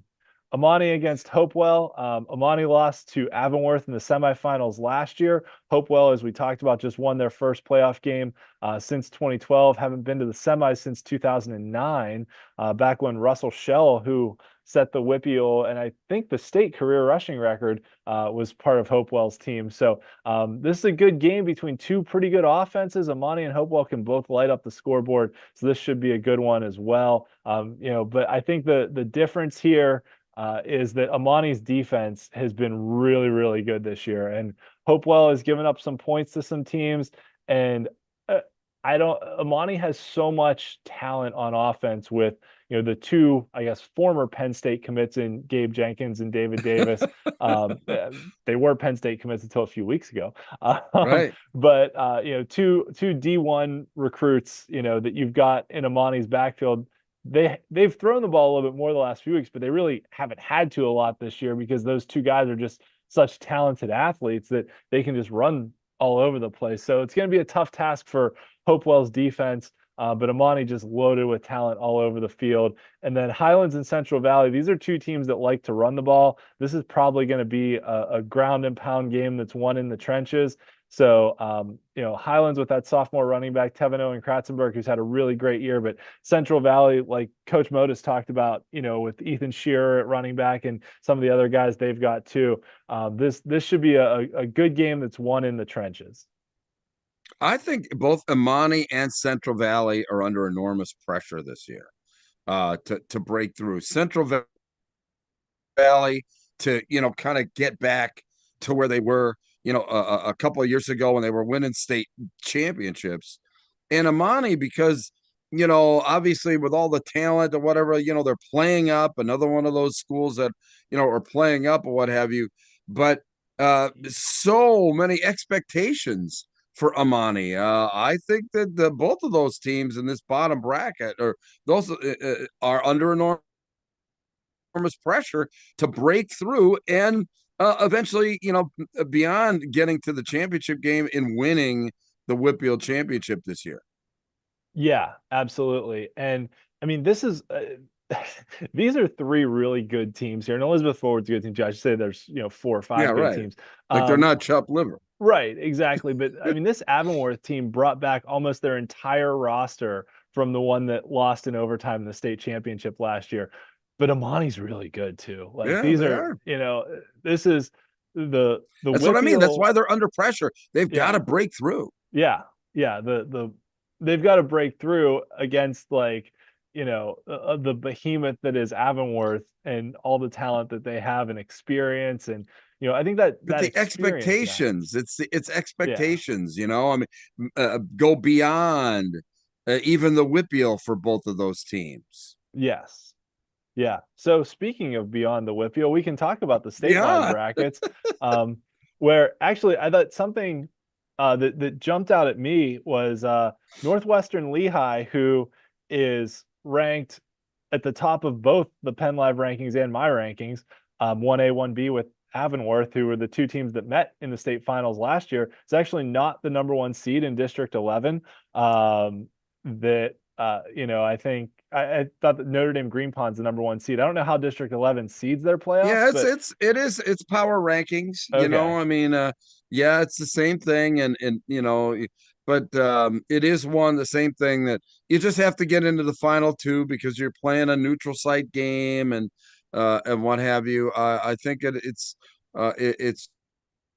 semantics. With that, but Northwest Lehigh, the real deal. And I mean, obviously Notre Dame, Green Pond, gonna have a lot to say about that, but clearly Northwest Lehigh, the favorite to come out of District 11 for sure. Yeah, and I think, that District 11 bracket, I mean, I've got both Northwestern Lehigh, Notre Dame Green Pond, and North Schuylkill all ranked in the top 10. So in the PennLive rankings have Lehigh or Northwestern Lehigh and Notre Dame both ranked in the top 3. So, potentially that's, there's a couple of good games still to be had there just to get to being district champions and into the statewide bracket. The WPIAL up on the top left here, and they'll face either the District 10, District 6, maybe Brockway, out of District 9. So there's one of the true East-West, really one of the true East-West. There's no real crossover at all in the 3A bracket. It's truly an East-West matchup. Right. Yeah, because even like we've talked about with 5A and 6A and 4A, that you've got District 3 is usually on the quote unquote west side of the bracket in the larger classifications, which District 3 being like, Harrisburg and Reading and those areas, like not really traditionally thought of as Western Pennsylvania. Whereas here, you've got the WPIAL, you've got District 10, which is like Erie and up in that area, District 6, which is like Altoona State College, kind of central Pennsylvania, District 8, which is the Pittsburgh City League, District 9, which is the northern areas kind of up above State College, and then District 5, the sort of south central areas out past Somerset. It just kind of lines up well to the eye. It does. It does line up very well. So you'll get the WPIAL champion against One of those other teams from the Western half, I think Hickory out of District 10, if they're able to pull that off, is probably the best of all that group. We'll see if they're able to pull it off. They just won a 60-0 game in the first round of the District 10 playoffs. But I think this is another one where Avonworth and Northwestern Lehigh are the two teams that made the state championship last year. But Yep. I don't think it's a stretch to say that they'll have a harder time getting out of their districts than getting to Cumberland Valley. No, I can't disagree with that statement at all. And but I think that's why Amani and even Central Valley are under enormous pressure, because if they can get out of the WPIAL, they're of such quality that they do have an opportunity to win a state championship. So, but you sure gotta, get out of your own backyard before you can, think about going down the street, right? Yeah, absolutely. Um, and really, whoever comes out of the WPIAL, whether it's Amani or Avonworth or Enormously Central Valley, powerful. yeah, whoever comes out of the WPIAL, I think is definitely the favorite over the other team on the western half of the bracket, and I would say probably even on the right side of the bracket. I mean, maybe Newman Goretti coming out of District 12. Um, probably can make some noise, but I would think whoever comes out of District 11, whether it be Northwestern Lehigh or Notre Dame, is probably the favorite to come out of the eastern side. Yeah, and yeah, it is, but for me, and obviously an Eastern guy, but I would have to view whoever comes out of the WPIAL as the favorite to win a state championship. I would agree with that. Of course. Of course. Well, and I think it's worth noting that this is the 10th year of the sixth classification era, and the WPIAL has put a team in the state championship game all 9 previous years. They've won 7 of them.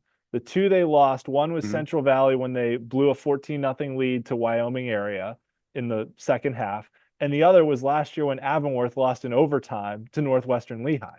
So the 2 that they've lost have been very close. Like the WPIAL has pretty much run 3A since we went to the sixth classification era. Yeah, clearly. All right, so let's talk 2A, where there was actually 5 first-round games, and because there were only 3 byes to go around in the 2A playoffs, Mohawk had a tough, hard-fought victory over Olsh. Andrew Lloyd, their kicker, hit the game-winning field goal. Washington was all over Beaver Falls. Their dual-threat quarterback, Tristan Reed, had 4 total touchdowns.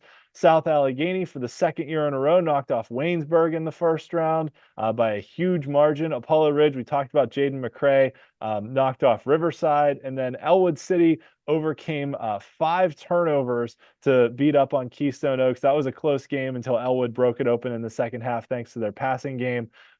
So congratulations to all these teams. And now they move forward, and we've got some pretty good quarterfinal matchups here. The biggest one is South Allegheny against Washington in that 4-5 game, which is an absolutely great game, because Washington, their only losses were against Steel Valley and Seton LaSalle. South Allegheny's only loss was against Steel Valley.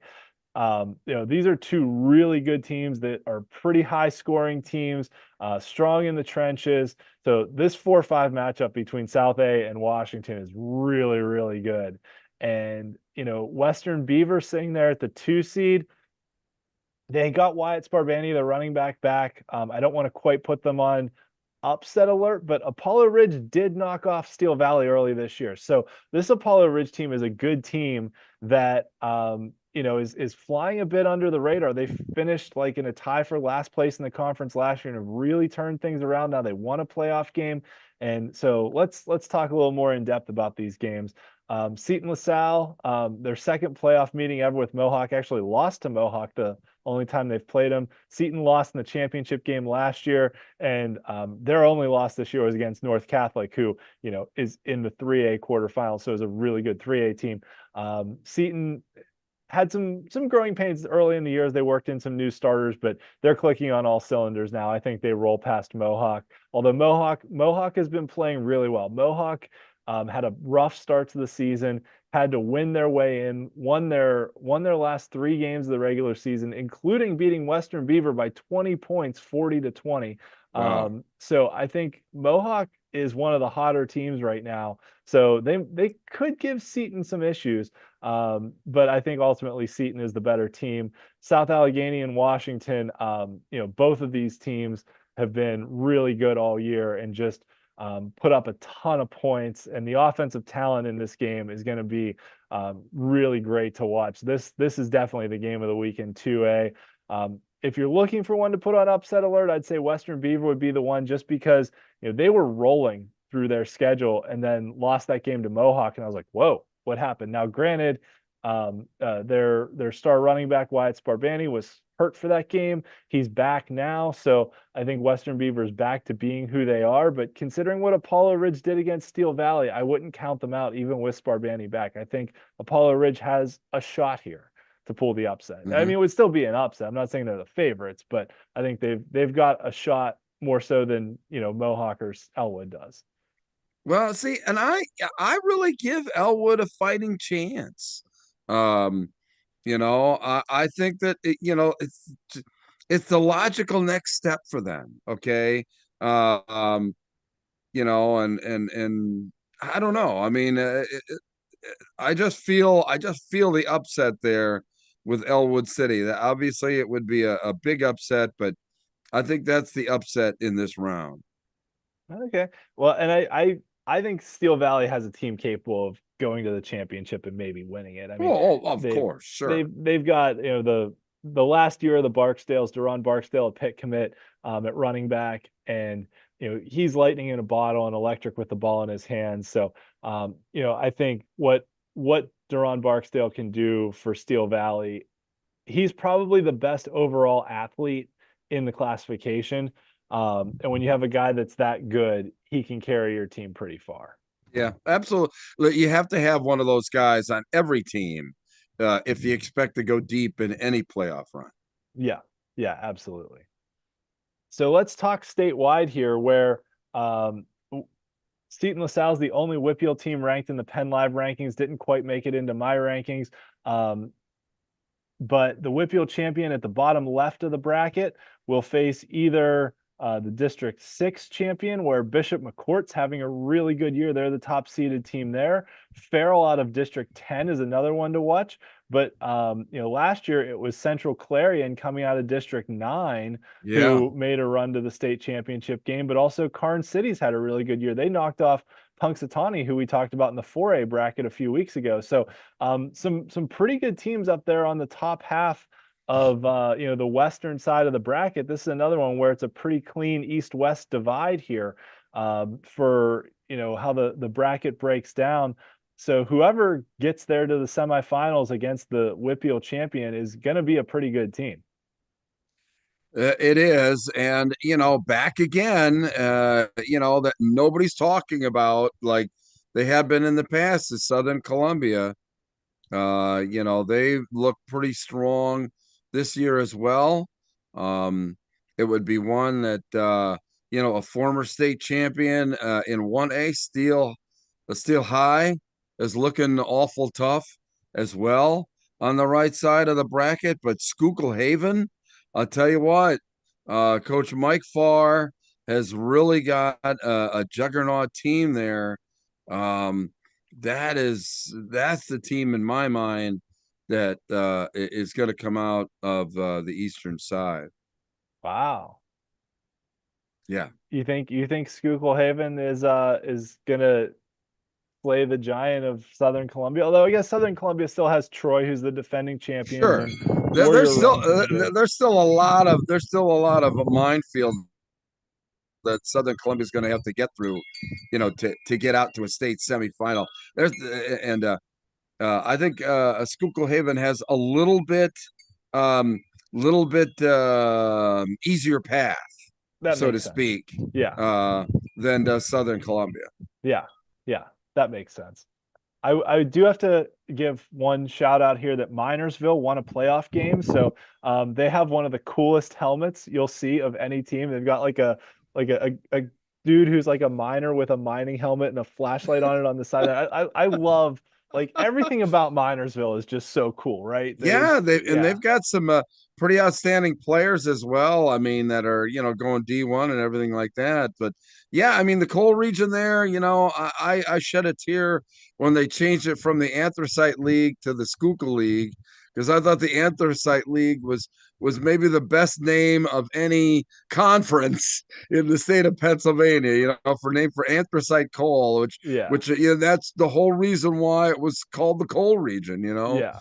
The Anthracite League was the best name. I don't know why they ever changed it, but anyway, yeah, Minersville, going through there, it's very historic. I mean, Schuylkill Haven, you drive through Schuylkill Haven, and then it's Minersville, and then you got Pottsville, and it's just steeped in history. I love it when I drive up Route 61 there.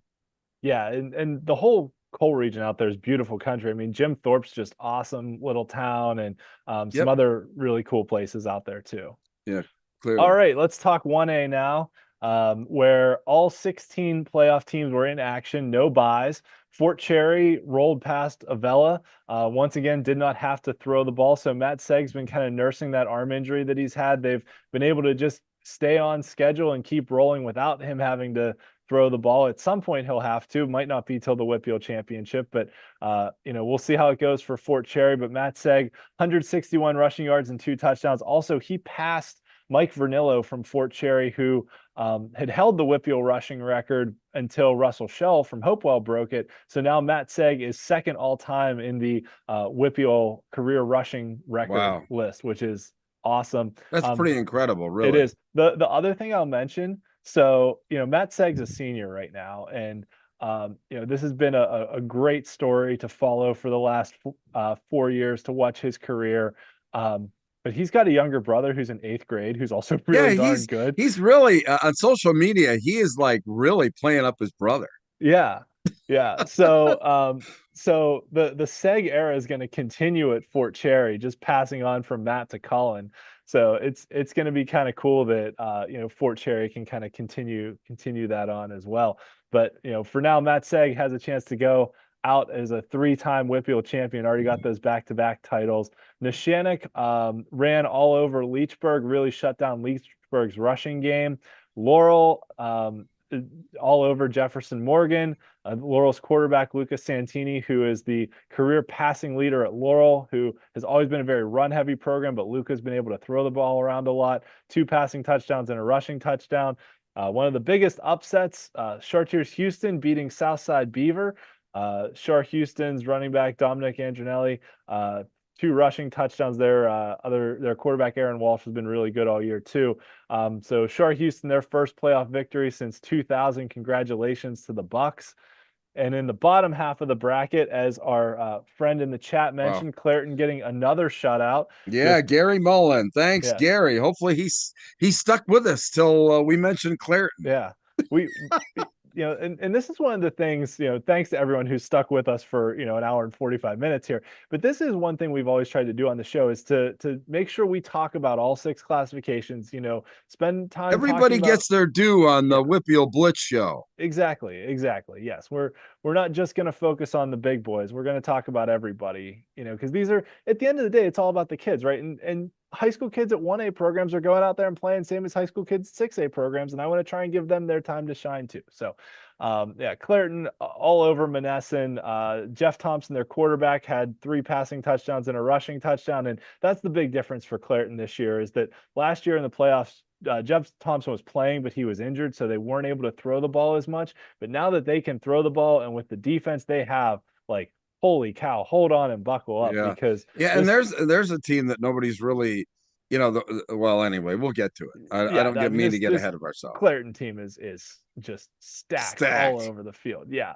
I mean, to put in perspective how good they are, right? We talked about Amani Christian in 3A and how good Amani is, right? I mean, Clairton played Amani 19-12. Clairton lost, but there was a fumble on the goal line that Clairton could have scored a touchdown that could have tied the game, right? This was Clairton is every bit as good as Amani is, and Amani is kicking butt. Well, in and they're 3A. technically around the same size school. I mean, Amani Yeah. should be playing in 1A, right? Yeah, Amani opted to play up. Right. That's correct. Yes. Yep. And then Jeanette knocking off Bentworth. This game was a close, low-scoring game at halftime, and then Jeanette turned it on in the second half and was able to roll past Bentworth. Bentworth's running back Ben Hayes, who led the WPIAL in rushing this year, had 3 total touchdowns, but it wasn't quite enough because Jeanette quarterback Kimon Brown had over 260 total yards and 2 touchdowns to lead the Jayhawks to victory. Jeanette also had a defensive touchdown in this game, which really made a difference. We talked about that Greensburg Central Catholic Bishop Canavan game and just the back and forth between those 2 teams, but really the 2 receivers turned quarterback there that gave it everything they had. Each of them had 5 touchdowns. And then the other big upset was Fraser knocking off California to get their first playoff victory in a decade. So congratulations to the Commodores. Brady Seacrest, their quarterback, threw 3 touchdowns, all to Chase Fulmer, who is one of our players of the week. So congratulations there. Yeah, one of the things that I think maybe we should do next year is send out a questionnaire to these teams to find out how they got their nicknames. There's always a story as to why they're called certain things.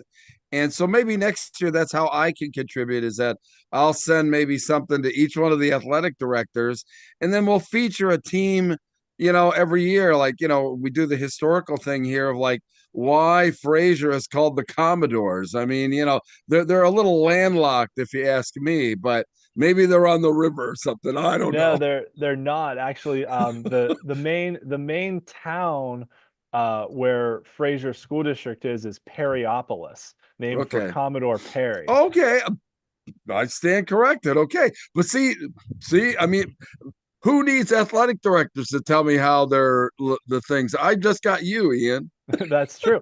And actually, so you want to know one of the really cool things about Perryopolis is that their downtown area is shaped like a ship's steering wheel. Oh my God. Here, hold on. I gotta hold on. Oh, brother. I think here we go. You just happen to have this? This is crazy. I just pulled it up. I can find it on the map pretty easily. Like, look how cool that is, right? Like, you've got the circle and then the spokes coming through it. And yeah, so Perryopolis has this like ship's wheel kind of feel to their, like, the center of their town. And see, Fraser High School is right there. Right. They'll just go way beyond sports here on the WPIAL Blitz show. Yeah. Well, Perryopolis. Yeah. I have told you for so long that I'm a, amateur historian. And yeah, well, see, that's great. That's good stuff, man.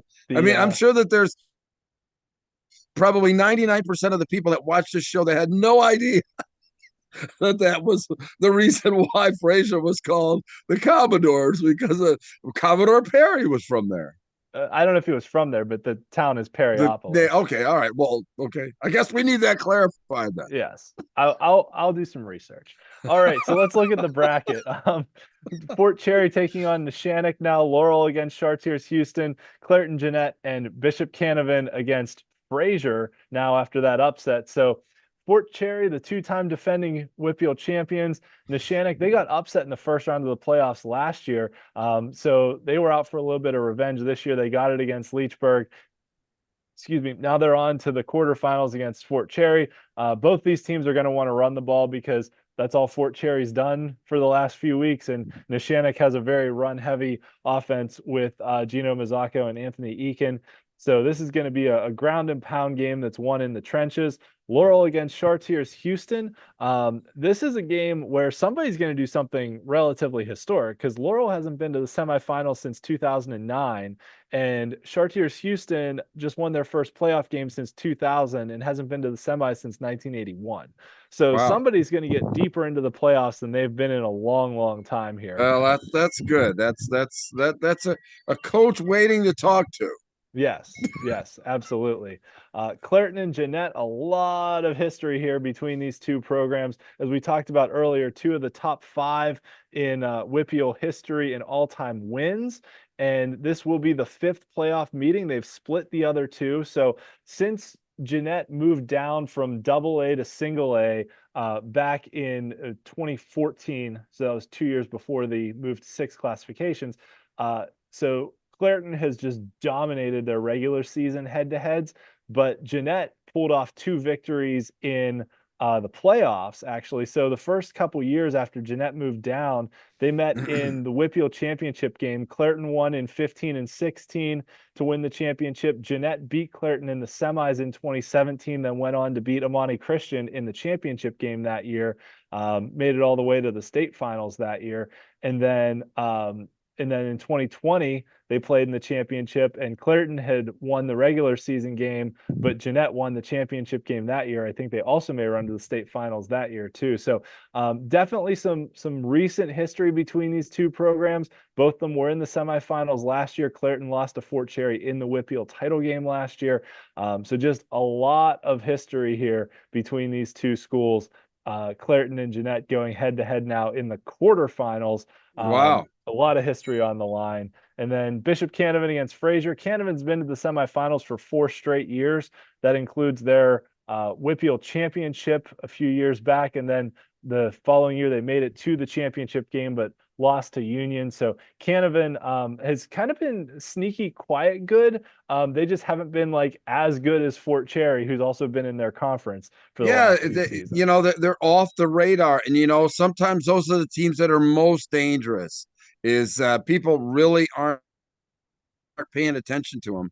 And I think that's going to be really hard for Fraser just because, you know, the emotion of, you know, winning that playoff game and what have you. And Canavan with really so many expectations beyond this game. Yes. Yes, absolutely. All right, so let's look at the statewide brackets where the WPIAL is in the upper left, and the WPIAL champion will enter the state tournament in the semifinals. So they'll face either the District 10 champion, where Wilmington is the top seed, actually former WPIAL team. Wilmington was a WPIAL team way back in the day, or the District 9 champion, where Port Allegheny actually knocked off Fort Cherry in the semifinals last year to get to the state finals, where they lost to Bishop Guilfoyle, who's once again the top seed out of District 6 on the other half of the bracket. But there's some other good teams over there. Don't sleep on Westinghouse out of the Pittsburgh City League, as well as, you know, my formula really likes Belmont Charter out of District 12. And then, you know, both the state rankings and my rankings like Line Mountain out of District 4. So some good teams over there. Line Mountain has had to play some really tough competition. They've played. I mean, they're a 1A team. I don't think they played another 1A team this year, and they're undefeated. I mean, so I mean, they beat Steel High in the regular season this year. They are battle tested. That is a team on the Eastern bracket that I think, you know, people have in on the Western bracket. Really have to keep an eye on Lackawanna Trail, though. I mean, a pedigree there, but also, you know, obviously the returning champion Bishop Guilfoyle. You know, I mean, 1A is going to be so much fun here. The bad thing is that obviously you're only going to get one team between Fort Cherry and Clairton so into the state tournament because both of them are really outstanding in the WPIAL. Yeah, and that's kind of the shame of it because both of them are really good and they're great storylines with Fort Cherry being the back-to-back WPIAL champions, Clairton with their fantastic defense. That Amani Christian, the 3A team, is the only team that's scored on them all year. So this is going to be just a really good Yeah. tournament to watch, and I really hope we get another Fort When Cherry Clairton championship game, because I would love to see those two teams face off again. and really with the loss by St. Joe Prep and basically as you put in your slide there, the witch is dead there. It's just opened up every classification to give every single classification is one that is truly wide open this year. And I think that the excitement about the postseason this year seems to be just crescendoing, across the state, and I just love it. Yeah, and I think it's setting up to have some really interesting storylines too, because District 9 has never won a state title, right? And Right? Port Allegheny made it to the state championship game last Yeah. year. I have no idea about the construction of their roster, if they brought guys back, if they graduated guys, but they're the number one seed and undefeated out of District 9 once again. So can they get back to being district champions? And then Wilmington out of District 10 is a really good team.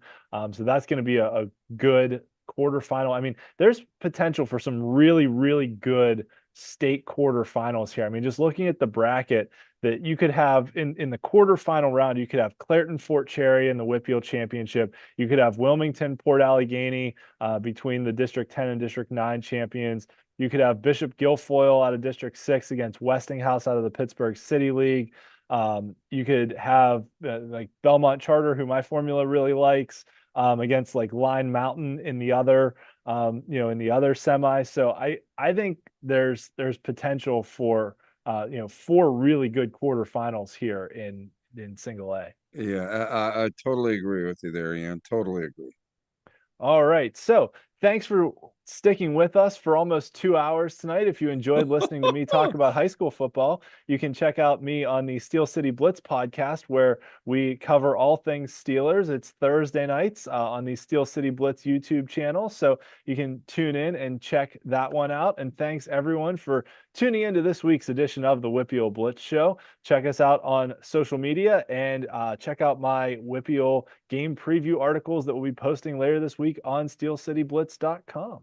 Yeah, I tell you what, Ian, just fantastic work once again. And uh, it's really nice how we're kind of segueing, into the state tournaments. And it was a really good, when you talked about the fact that we're technically, in the state tournament, it's just at the district level that we're at this particular point. And as I mentioned just a few moments ago, I think that the excitement and the way, I called it a crescendo, but the way that the excitement is just building across the state with all these communities and all these district championships right now, it is just really fabulous.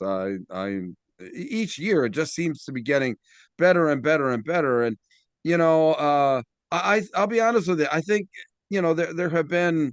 there's been so much talk since we went to 6 classifications of whether that was right or whether that's wrong. The one thing that can't be disputed is that the excitement level over postseason football has been expanded to so many more communities because of 6 classifications.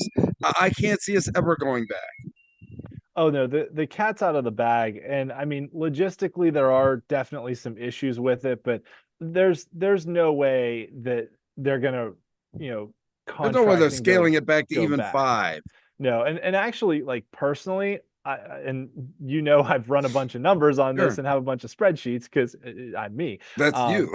But this is I think 5 actually probably is the ideal number for Pennsylvania based on how many teams we have and all that. But at the end of the day, the decision was to go to 6 instead of going to 5. So it is what it is, and I can't see them going back. You're absolutely right. I mean, it's what we have now, and it's what we have to live with. I think the really interesting decision with this being a realignment year is some of the ones facing the WPIAL committee on, how they realign the WPIAL. Do they continue to just do conferences based on your classification, or do they start to explore like a mixed classification conference? Do they essentially set it up like it Hmm. would be like you could and other districts do this, right? That they have Yeah. There's mixed conferences with teams classification from conferences all over the place. right, right. So, like for the WPIAL, you could essentially set up the WPIAL like you have four classifications and then just have six tournaments once you get to the postseason. But for the Hmm. regular season, they could set it up like six, like essentially four Well, but then they'd classifications. have to, they'd have to come up with some kind of power ranking kind of format to determine your playoff teams. Then, which then I'm sure that they would probably hire you to run that process at, at the con. I would love it if they did. I've seen there have been a few proposals that were thrown out there, like Fox Chapel threw out a proposal that had an absolutely terrible formula that was just awful. And I was like, oh goodness gracious, I hope they don't do this because it was bad. Bad, Fox huh? Chapel's I understand what Fox Chapel was trying to do. Their proposal was bad, and I'm not afraid to say that it was a bad proposal. But if anyone from the WPIAL is listening 2 hours into our Yeah, show, shit. I'm happy to help just vet things and bounce ideas off of you. I have my own power ranking formula. You don't have to use it, but if just to look at how the math works out, and I'm happy to, just look at things. Well, I'll tell you what, the wind is starting to blow and it's really starting to get cold out here on the deck. But what warms my heart is the fact that we're going to be 1 week closer to the state championships at Cumberland Valley. So, again, great job, Ian. And, we're going to have hopefully another nice interview with a coach like we did with Matt today, and that was really special. And what's really special is all the fans out there that watch the WPIL Blitz show every Monday at 9:30 after the kids are in bed there with my buddy Ian. So anyway, for Ian McMeans, I'm Bruce Badgley. Listen, thank you so much for watching the show. We'll see you next Monday at 9:30 in the WPIAL